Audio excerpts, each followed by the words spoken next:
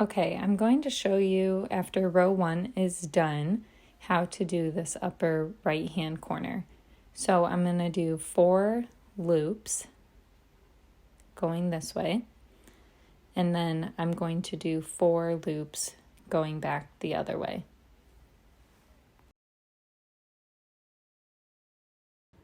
Now I'm going to start the binding off, and I'm going to show you what it looks like when I do a tight loop.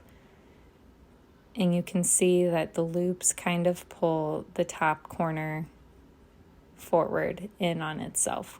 So I don't want to do that. So I'm going to undo it, and I'm going to make my loop a little bit bigger so that it lays down more flat rather than curving. And I'm going to continue the binding off. So as you can see, I want it to lay down flat rather than curl up on itself. Now for this part where I transition, I'm going to do a loop down on row 1 before pulling my loop down across it. So this should help with the transition, and again, make that loop that folds down on top a little bit bigger than maybe you were doing so that it doesn't pull the top part of your heart in on itself.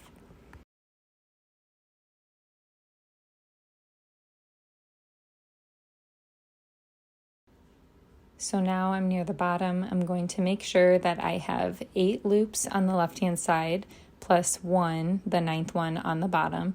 I'm going to pull an extra loop through the bottom, and this is what is going to make the little point at the bottom.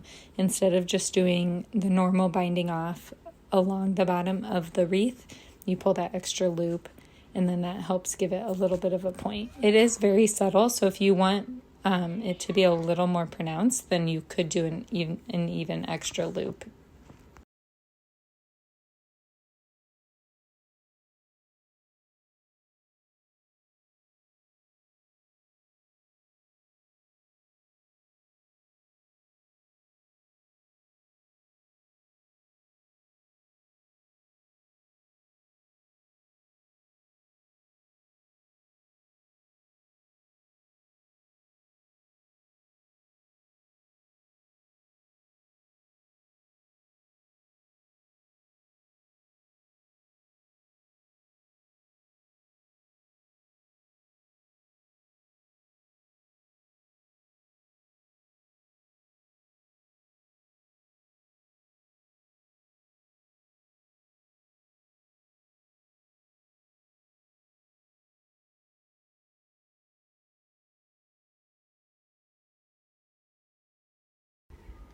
So on this side, we're going to connect those bottom loops. And again, on this side, make sure that that loop is plenty big so that it doesn't pull the top part of your heart in on itself.